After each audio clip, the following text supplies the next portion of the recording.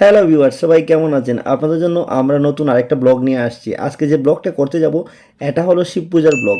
তো আমরা আজকে যাব নবীগঞ্জ শিবপাশায় শিব পূজায়। তো দেখেন বলতে না বলতেই কিন্তু আমরা গাড়ি লুট দিয়ে ভালোভাবে আমরা অলরেডি নবীগঞ্জ চলে আসছি এবং শিবপাশাতেও চলে আসছি। তাদের যে সরু রাস্তাটা আছে এখানে মরিচা লাগানো আছে, সেই জন্য আমরা একটু কেয়ারফুলিভাবে যাতে মরিচা না চিড়ে যায়, সৌন্দর্য নষ্ট না হয়, সেই জন্য সামনে বসে বসে দেখেন মরিচাগুলো সরিয়ে দিতেছে এবং গাড়িটা আস্তে আস্তে করে ভিতরে ঢুকতেছে। কারণ গাড়ি যদি সঠিক জায়গায় না যায় তাহলে মালটা নামিয়ে এবং নিতেও একটু সমস্যা হবে, সেই জন্য আমরা কষ্ট করে হইলেও আমরা গাড়িটা সঠিক জায়গায় নিতেছি যাতে কোনো কষ্ট না। দেখেন অনেকটা রাস্তা মরিচা দিয়ে লাগানো। এটা এটা নবীগঞ্জ শিবপাশা, এখানে অনেক বড় করে শিব পূজা হয় প্রতি বছর নিয়ে। আমরা এবার নিয়ে 3 বছর প্রোগ্রাম করতেছি।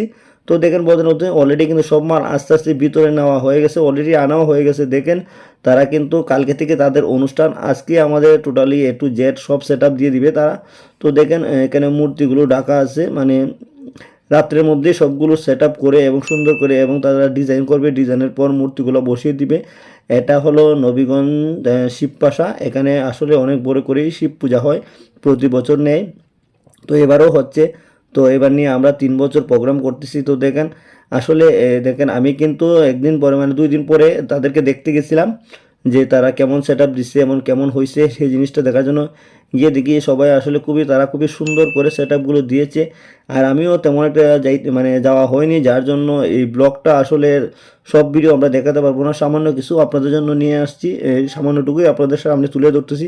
তো দেখেন আমাদের সেট আপটা দিয়ে দিছে অলরেডি তারা এবং সুন্দর করে তারা সেট আপ দিছে এবং সেই সেট আপটা আপনাদের কাছে কেমন লাগছে অবশ্যই কমেন্ট করে জানিয়ে দিবেন।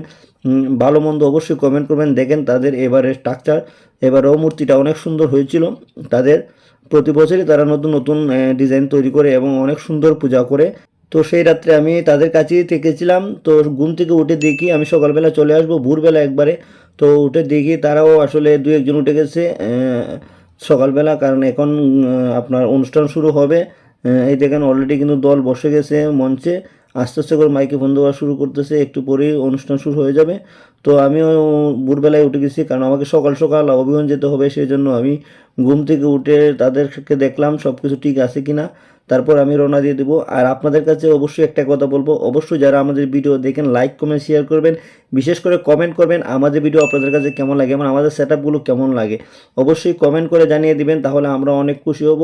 আর বরাবর মতো সবসময় বলি আপনারা অবশ্যই আমাদেরকে কমেন্ট করে জানিয়ে দিবেন যে আমাদের কোনো সমস্যা আছে কিনা কিংবা কোনো ভুল হচ্ছে কিনা, সেটা আপনারা ধরিয়ে দিবেন।